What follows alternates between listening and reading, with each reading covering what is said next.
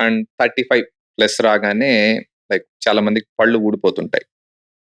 So ఇవి అంటే age వచ్చింది కాబట్టి పళ్ళు ఊడిపోతాయంటారా? లేకపోతే ఇది కరెక్ట్ ఏజేనా 35 ప్లస్ అంటే? లేదంటే ఏమైనా ప్రాబ్లమ్ ఉండి డెంటిస్ట్‌ని కలవడం బెటర్ అంటారా?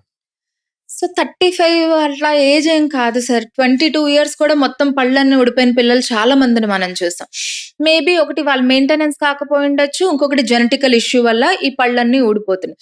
ఎప్పుడైనా పళ్ళు ఊడడం గాని, పళ్ళు లూజ్ అవ్వడం గాని, చిన్నగా షేక్ అవుతున్నట్టు మీకు అనిపిస్తే గనక డాక్టర్ దగ్గరికొచ్చి అసలు ఎందుకవుతుంది? దానికి ఫస్ట్‌లోనే ట్రీట్మెంట్స్ అనేవి చేసుకోవడం చాలా బెటర్ ఆప్షన్. మొత్తం అంతా ఊడిపోయిన తర్వాత బాగా ఊగుతున్న పన్నుని డాక్టర్ కూడా ఏం చేయలేరు సార్.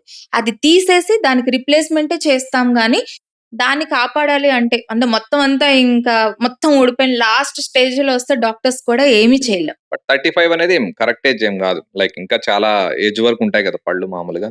అంటే చాలా మంది అలా ఫిక్స్ అయిపోయి ఓకే. అయిపోయిందిలే ఏజ్ అయిపోయింది కాబట్టి పోతున్నాయిలే అనుకుంటారు. ఏజ్ అసలు 35తో అసలు లేదు సార్. మా దగ్గర 70 ఇయర్స్ పేషెంట్స్ వస్తారు. ఒక్క పన్ను కూడా కదలకుండా ఉంటారు. స్ట్రాంగ్‌గా ఉంటారు. అలా 20 ఇయర్స్‌లో పిల్లలు కూడా మొత్తం పళ్ళు ఊడిపోయినోళ్ళుంటారు. Age is not a factor. Maintenance అనేదే ఫ్యాక్టర్ అని నేను చెప్తాను.